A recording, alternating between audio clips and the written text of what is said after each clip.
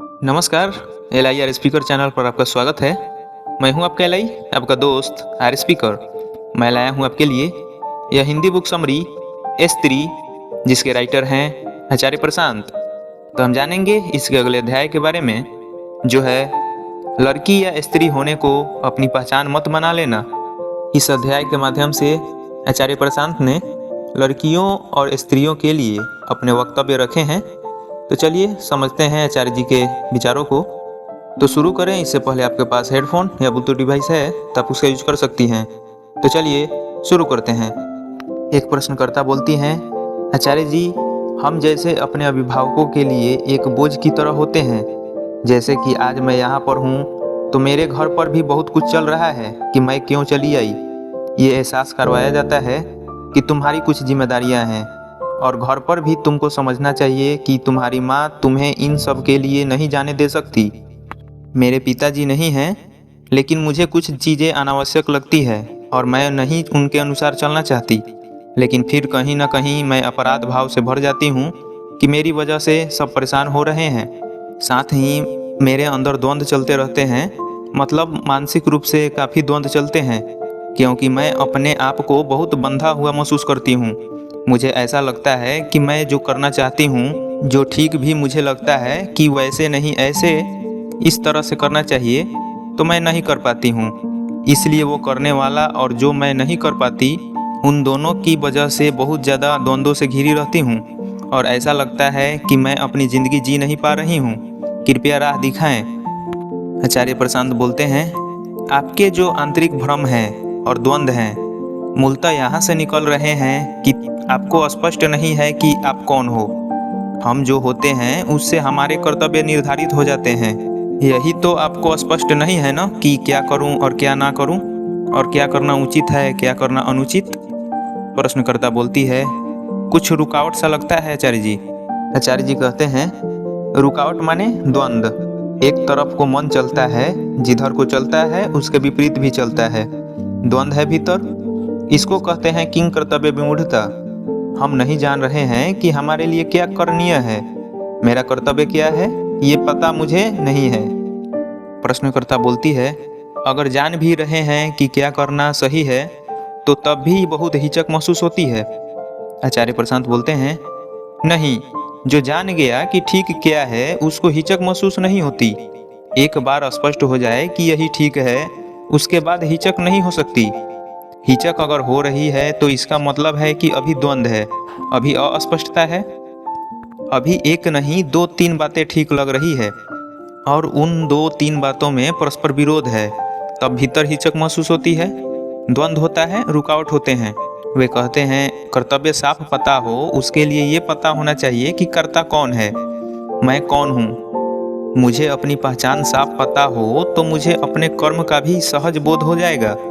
मुझे अगर पता ही हो कि मैं ठीक ठीक कौन हूँ तो मेरे लिए सम्यक कर्म क्या है ये मुझे तत्काल पता चल जाएगा, क्योंकि मुझे क्या करना चाहिए वो मेरे होने से स्वतः निर्धारित हो जाता है। वे कहते हैं, अगर एक बेटी हो आप तो फिर एक ही कर्तव्य है आपका, माँ की इच्छा का पालन करो, फिर कोई हिचक होनी ही नहीं चाहिए। छात्रा हो तो एक ही कर्तव्य है, शिक्षक की इच्छा का पालन करो। इसी तरह से पचासों पहचानें हो सकती है आपकी, तो भी पहचान आप पकड़ लोगी वो आपका कर्तव्य साफ साफ निर्धारित कर देगा। बात यह है कि कौन सी पहचान आपको पकड़नी चाहिए, कौन सी असली है।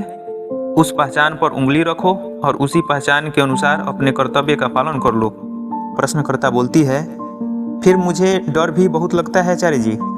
आचार्य प्रशांत बोलते हैं, डर किसको लगता है, कौन हो आप। डर भी किसी पहचान को ही आता है। किसको डर आ रहा है, जो आपकी पहचान होगी उसे उसी अनुसार डर आएगा। वे कहते हैं, डर भी ना तो शून्य को आता है ना आत्मा को आता है। शून्य को आ नहीं सकता क्योंकि शून्य कुछ है ही नहीं, तो डरेगा कैसे। आत्मा को इसलिए नहीं आ सकता क्योंकि आत्मा पूर्ण है, तो डर भी किस बात से लगेगा उसे। डर भी अहम को आता है, सारी पहचानें अहम की होती है, तो जो भी पहचान पकड़ रखी है आपने तदनुसार आपको डर लग जाएगा। सबको क्या एक से डर लगते हैं, सबको अलग अलग डर क्यों लगते हैं, क्योंकि सबकी पहचान अलग अलग होती है। जिसकी जो पहचान उसकी वैसा डर। तो जब आप कहती हो कि मुझे डर लगता है, माने आपने कोई पहचान पकड़ ली है, उसे ही डर लगता है। वे कहते हैं जो डर आपको लगता है क्या किसी दूसरे को नहीं लगता। कई बार तो एक ही घटना घट रही हो तो भी उससे संबंधित डर अलग अलग होते हैं। वे कहते हैं मान लीजिए एक गाड़ी दुर्घटनाग्रस्त हो गई पेड़ से टकराकर। किसी की पहचान ये है कि वो पेड़ प्रेमी है, तो उसे क्या डर लगेगा, पेड़ को क्या हुआ है। इंश्योरेंस कंपनी को क्या डर लगेगा। समझ में आ रही है बात। एक ही घटना से अलग अलग लोगों को अलग अलग तरह के डर लगते हैं। गाड़ी में आपके दोस्त बैठे थे तो आपको एक तरह का डर लगेगा, गाड़ी में आपके दुश्मन बैठे थे तो आपको दूसरे तरह का डर लगेगा। अगर गाड़ी चोरी की थी फिर तो पता नहीं कौन सा डर लगेगा। क्या पहचान पकड़ रखी है आपने। वे कहते हैं कि एक नहीं, हम 4-5 तरह की, रंग रंग की, भांति भांति की पहचानें पकड़ते हैं और उनका एक अद्भुत मिश्रण बनाते हैं जिसमें हमें ही नहीं पता चलता कि हम हैं कौन। जैसे कि आपसे कोई कहे कि आप अपना पहचान पत्र दिखाओ, तो आप एक दिखाओगे जिसमें लिखा है ये, एक दिखाओगे जिसमें किसी पशु का नाम लिखा है, एक दिखाओगे जिसमें अहम ब्रह्मास्मि लिखा है, और इस तरह के आपने 5 आधार कार्ड दिखा दिए उसको। वे कहते हैं कि हमें ही नहीं पता कि हम कौन हैं, हम तुम्हें क्या बताएं कि क्या हमारा नाम, क्या हमारा पता। वे कहते हैं कि कभी लगता है कि ब्रह्मा है, कभी लगता है कि इंसान है, तो सब लेकर के चलते हैं। आखिर आप हो कौन। वे कहते हैं कि अभी बेंगलोर में विश्रांति थी तो मैंने उनको कहा कि 3 दिन तक एक चीज़ रटो बस, मैं अतृप्त चेतना हूँ। ये सबसे उपयोगी पहचान है आपके लिए। इसके आधार पर आप जो भी कर्म करोगे, अब आपका जो कर्तव्य निर्धारित होगा वो आपके भला के लिए होगा। अपनी बाकी सभी पहचानें एक तरफ रखो, बस एक ये पहचान रखो कि मैं असंतृप्त चेतना हूँ। वे कहते हैं कि ये मैं हूँ, अब देखना है कि मुझे क्या करना है। अगर मैं एक अतृप्त चेतना हूँ तो मुझे वो करना है जो मुझे तृप्ति देगा। बाकी किसी बात को मुझे कोई वजन ही नहीं देना है। ये मूल मंत्र है। जो इसको याद रख लेगा उसकी जिंदगी द्वंद्व से और आंतरिक उथल पुथल से एकदम मुक्त हो रहेगी। जब भी निर्णय की घड़ी आए, अपने आप को याद दिला दो कि आप कौन हो, तदनुसार निर्णय अपने आप हो जाएगा। आचार्य जी कहते हैं कि तो सत्र में आना है और पतंग उड़ाना है, ऐसे 2 विकल्प हैं। तो मैं कौन हूँ, अतृप्त चेतना। तो अतृप्त चेतना को तृप्ति कहाँ मिलेगी, जहाँ मिलेगी वहीं चली जाओ। पतंग उड़ाने से अगर मिलती है तो पतंग उड़ा लो, सत्र में आने से मिलती है तो सत्र में आ जाओ। मैं अतृप्त चेतना हूँ, सत्र में आना चाहती हूँ। अम्मा रोक रही है, कह रही है ना, लड़कियों को इस तरह के धर्म वैराग्य की बातें नहीं सुननी चाहिए, खासकर जवान होती लड़कियों को। उन्होंने ये सब सुन लिया तो बस फिर सब राज खुल जाएगा और पंछी उड़ जाएगी।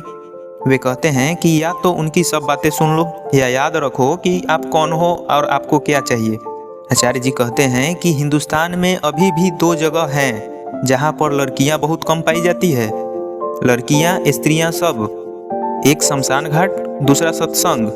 दोनों ही जगहों पर सच दिख जाता है ना, और दोनों ही जगहों पर देह की नश्वरता दिख जाती है ना। यहाँ गिन लो, आज तो फिर भी बहुत हैं, आज तो फिर भी करीब करीब 1/4 हैं, नहीं तो 50 में से 1, और जो वो एक भी होती है अपने अकेलेपन से घबराकर इधर उधर हो जाती है। वे कहते हैं कि समाज नहीं चाहता है कि किसी को भी सच पता चले, और विशेषकर स्त्रियों को तो बिल्कुल भी नहीं पता चलना चाहिए।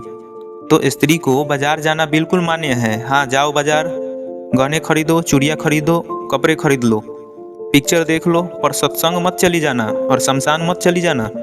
शादियों में जाओ लेकिन मौत पर मत चली जाना।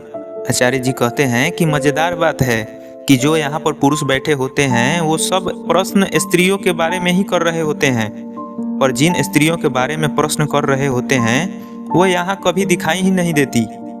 अगर 10 प्रश्न किए होंगे उन्होंने तो उनमें से 8 किन्हीं स्त्रियों के बारे में होंगे, पर जिनके बारे में हैं वो यहाँ नहीं आती।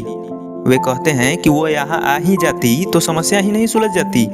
तो इसी तरह आपको भी किसी की समस्या बनना होगा, तो आप पर भांति भांति के दबाव डाले जा रहे हैं कि यहाँ ना आओ। बात अद्भुत है कि नहीं। सवाल 3/4 स्त्रियों के बारे में है और स्त्रियाँ यहाँ कहीं नजर ही नहीं आती। जब उनकी यहाँ आने की बारी होती है तो अक्सर वही लोग जो उनके बारे में सवाल पूछ रहे होते हैं वही उन्हें यहाँ आने नहीं देते। तब तो ये हो जाता है कि आचार्य जी को नशा चढ़ जाता है, आधी रात तक बोलते रह जाते हैं। कहाँ जाओगी बेकार में, ये कोई भले घर की औरत की काम है कि जो आधी रात को घर से बाहर बैठी रहे। तब तो वे कहते हैं कि नहीं तुम घर पर रुको, हम जाएंगे। वे कहते हैं उनको घर में छोड़ करके यहाँ आ जाते हो, फिर यहाँ बैठ कर रोते हो कि वो घर में बहुत परेशान करती है, तो छोड़ के क्यों आए हो। आचार्य जी कहते हैं कि समाज ने, पुरुषों ने स्त्रियों के साथ क्या करा है। करा ये है कि रोशनी से, सच्चाई से उनको वंचित रखा है, और जितना तुम उन्हें रोशनी से, सच्चाई से वंचित रखोगे, उतना ही वो सबके लिए, अपने लिए भी और तुम्हारे लिए भी समस्या का कारण बनेंगी। क्योंकि जिसको तुम अंधेरे में रखोगे वो रोशनी को बहुत ज़्यादा पसंद तो नहीं न करेगा। कितनी ही बार ये मन में आ चुका है कि महीने में जो एक दिल्ली वाला शिविर होता है, जो ग्रेटर नोएडा में आयोजित होता है, इसको ऋषिकेश इत्यादि में शिफ्ट कर दिया जाए। और फिर कई वजहों से उनको कार्यान्वित नहीं करते हैं, क्योंकि बहुत सारे महिलाएं इसी क्षेत्र में ही आ पाती है। वे कह रही होती है कि दिल्ली से आप 100 किलोमीटर दूर भी चले गए, 2 घंटे की दूरी पर भी चले गए, तो उन्हें आने नहीं दिया जाएगा। आचार्य जी कहते हैं अगर उन्हें वाकई चिंता है आपकी शारीरिक सुरक्षा की, तो उन्हें ये करना चाहिए कि बेटी तुम जा रही हो तो हम भी साथ चलेंगे।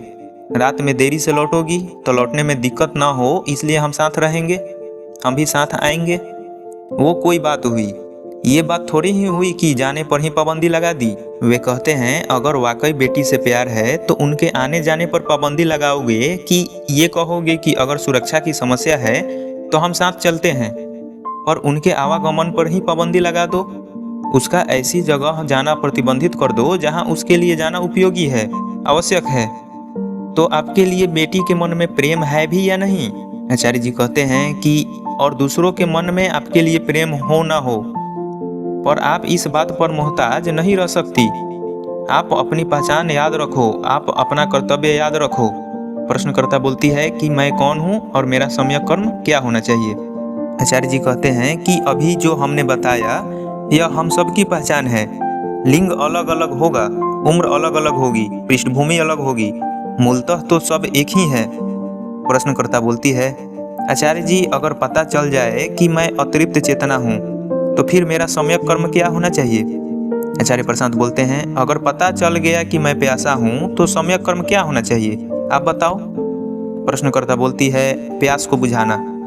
आचार्य प्रशांत बोलते हैं बस, सामने जो भी विकल्प है उनमें देख लो कि भोग कहाँ है, उत्तेजना कहाँ है, आमोद प्रमोद कहाँ है, विलास कहाँ है, वासना कहाँ है और तृप्ति कहाँ है। बस तृप्ति की ओर बढ़ती चले जाओ और कुछ नहीं। तो इस चर्चा को यहीं विराम देते हैं और आशा करते हैं आप इस अध्याय के निष्कर्ष तक तो पहुंच ही गए होंगी।